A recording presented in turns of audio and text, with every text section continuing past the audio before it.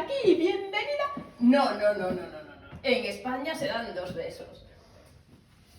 Bienvenida. Pasa, vendrás muerta de hambre, ¿no? Adelante, no te preocupes que compré un queso de Arzúa que está para chuparse los dedos. Aquí tengo un queso de Arzúa impresionante. ¿Te gusta el queso, verdad? No, thank you. I don't like it. A ver, chica, que yo de inglés ni papa. Vamos a ver.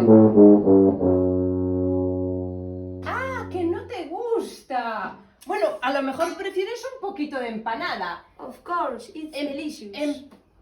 Empanada de Showbas. Producto gallego también buenísimo. Creo que eso significa que sí. ¡Abre el buzón, amiga!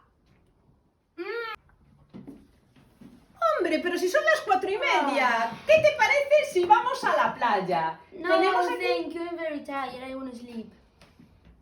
A ver, que sí, ¿no? Voy a coger el bañador entonces. Ya tengo ahí unas ganas.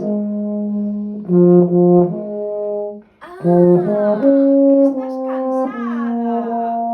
Bueno, no te preocupes, que también la siesta es algo muy típico de España. Really? No hay ningún problema. Ven, que te enseño tus aposentos.